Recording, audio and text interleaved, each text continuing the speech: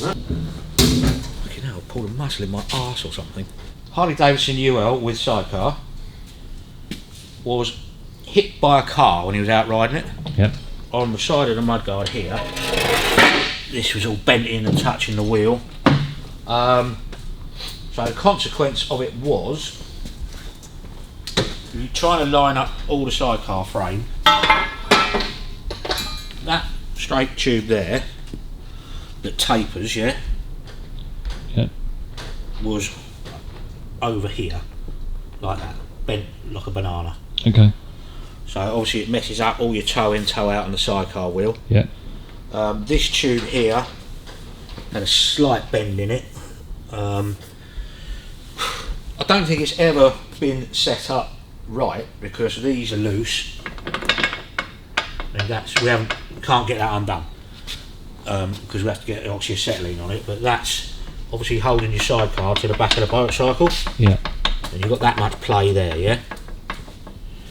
Front one came undone even though it was loose. Right, so you mounted on those 2 points, yeah. So one there, and one here. We'll have to take that out to get the exhaust off. That sits in there. So the other ball socket, which is in there, fits in there. They've all been loose, all chafed. The top bar mount that holds the sidecar on is loose. You've got your 2 fixing points on the bottom, and then that bar there goes onto the bracket there, and comes along and sits on there. So that now is straight. Yeah. Okay, so we've measured the gaps. It's very, very slight, but it's minimal. So with all that straightened out, set it up. It should be adjusted to basically over the length of the bike, 3/4 of an inch toe in. Yeah. On the front, so your sidecar wheel comes in like that. Yeah. Still pull to the left very slightly. So it just says if you pull into the left, add a bit more toe. Yeah. So we put a couple of spaces in the back just to try that. All good. So now we'll have to speak to the customer, and if he wants us to check the straightness of the frames, you have all dimensions for it. Sure. But you have to take the gearbox out, the engine block out, front forks out, and the rear mudguard out. Then you machine up a bar to go down the headstock. That'll tell you if the front of the frame is twisted that way or that way. Yeah. And then you put straight edges, a big long metal straight edge, to certain fixed points with certain spaces in. Yeah. Yeah. And that tells you if your back end is up, down, left, right. That's nothing. We can't straighten that. That will have to go down to a specialist we use in Maidstone. Yeah.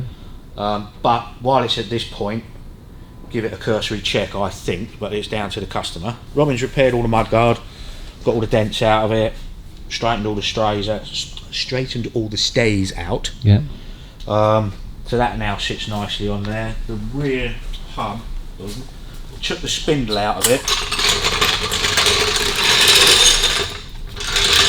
which I never ever ever thought would come out, but you undo that big nut there and the whole spindle comes out, because that, well, you would imagine that would be one of the first things to break. Yeah.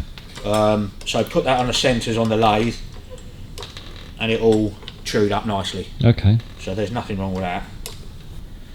Okay, so the wheels we know the wheels had a bang because it's taken all the paint off the rim where the mudguards hit it. Yeah. So if you look at that when we spin it, see it's bent. Oh yeah. So on the outer rim here, I mean it's a bit of an optical illusion because of the paint, but it's definitely got a bow in it. Might even have a flat in it, so we'll have to take that off and give it to our wheel guy to check out. Yeah. That tyre's worn, the back tyre was shot to shit anyway, and that's obviously worn more one side than the other. Yeah. But that's been like that. That hasn't happened since he's crashed it. It's been like that a long time as far as I'm concerned, but I can't see as it can wear a tyre out that quickly. No. So what I think is the bike should lean out by 2 degrees from upright. Yeah. I think it's been leaning in, and that's what scuffed the tyre like that. Yeah. That's what makes you think it's been set up wrong for a while then. Yeah, I don't think it's there.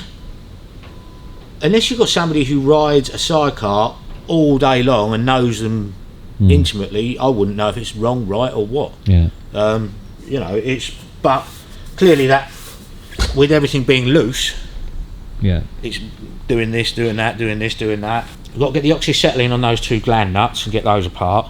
Once that's done, we can fit everything back up, but we need to check that the frame's straight first, if indeed he wants to do that. Yeah. So then, while it's here, you want to decoke. Yeah. And paint the barrels and the exhaust so it's all nicely painted. Front piston is good, it's all right, it's not brilliant, but the back piston is shot, and the barrel's shot. Yeah. The valves seem all right, don't they, Rob? Yeah. The valve guides, which is your normal thing to go, seem fine. But if you look at the barrel, right, so that is the front piston. Got some scoring around the top there.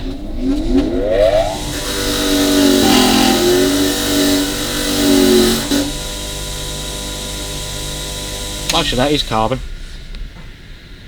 but you can see some score marks in there, look. Yeah. Okay, now that's the front piston, the front barrel rather. Okay, so you can see light scores in there, yeah? Okay. So you can't really feel those, so you get away with a nice bore hone on that.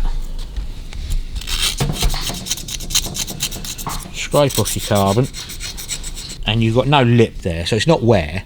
Yeah.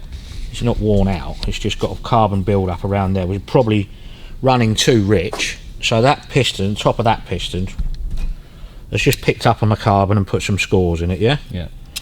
Rings are nice and free, we'll have to check the ring gaps. Gudgeon pins were good, valves are good, all the stems, no real play in the valve guides. Obviously if we're going to do it, it'll all have to be lapped back in. Right, so that's the front one, which is livable, but the amount of carbon that's on it, it's been rebuilt or had something done to it. They're Jim's base gaskets, so they're not original base gaskets. So it's had work done on it at some point, yeah? And also they're plus 20 pistons. Yeah. So they're 20 thou over on the piston from a standard bore. Yeah, like I say, you can see the marks in that, but a bore hone will take that out. That's not the end of the world at all. Okay. But the rear piston is another story. That top ring's stuck in there. Again, that will all come out. New set of rings, but the piston's scuffed, look, worn, both sides, but the bore is not good at all. Again, you've got a lot of carbon build up down there. So as it's come up, you've got carbon build up on the top, yeah? Yeah. Pistons come up, as natural wear, knocked some of that carbon off. That's gone back down a bore. Yeah. And that's what scored it all up, I would say. Again, no wear on the land, what you call the land on the top, but the scoring in that is massive. It's excessive, too much. At what point does scoring become... If you can feel it at all. Oh, okay. Yeah, that one you can't. You can see the marks, but you can't feel it. So a hone with your triple leg down Just there, to smooth it out. smooth it out, that'll be okay. Top of that piston, a few score marks in it, like I say, but nothing that would worry me. Yeah. It's just a carbon build up around that top edge. It sucks it down, but this one, You can feel it. oh yeah. I mean, I could put it back together, but it's a total waste of time. Really. How much will honing take out of that? You won't have to hone that, you'll have to rebore it. Right. Honing just puts a scratch back in it. Yeah. And cleans up any minor marks. That actually needs reboring. It's on plus 20 pistons at the moment. And they go, you can get up to plus 100 thou, which is a big overbore. But it's going to take a fair bit to get those out. So we're having trouble finding the barrels at the moment. I'm sure you can get them in America, but over here we seem to be having a bit of trouble. That's a good shot of the scoring, how bad it is. So they're plus 20 pistons, yeah? Well, one is, let's just double check. So you've got 020, yeah? So they're 20 thou over standard size. So you've got another 80 thou, which is a lot. That's a lot of clearance. Yeah. So you might get away sending this away, getting one piston at 80 thou over. Not the ideal thing to do. The ideal thing to do is them both. Yep. But if you want to try and get away with it, then you could just do the one piston. But realistically, you should do two. Yeah. To keep them matched. Then you've got fresh pistons, blah blah blah blah blah blah blah. Also, the head gaskets were showing signs of blowing in places, and the carburetor inlet manifold was loose on one side. So just little signs of blow by here and there, yeah. On one gasket. On the other one, that's an absolute indicator. It goes for its weakest point and the compression tries to blow the gasket out. You see those holes are oval? Yeah. So that's the exhaust gases getting that red hot and bending the metal outwards. So what you do is, once all this is apart, you put that on a facing block, pick up any high-low spots, do the same with the cylinder head, new copper gaskets, anneal them up so you heat them till cherry red. Yeah. They're nice and soft, and then you just clamp it down with that. But obviously that's been blowing. All these things you're finding, would there have been any kind of sign during operation? No, I mean, if you had one of those brand new out the box, yes, you'd notice it, but it's 80, 90 years old. If you don't, like Dan Road test drove that one, and he said it's the best one he's ever ridden. Yeah. Because it was a fresh build, but all just put together badly. Not to be ridden, to be shown. Yeah. But yeah, unless you've got a brand new one sitting there, you get off of that and get on that one. Yeah, you wouldn't notice. You're not really going to know, because they're not performance machines, you know. They're just well, they're old tractors. But as the customer said, it wasn't making any untoward noises, wasn't doing this, wasn't doing that. But you can't hide the truth.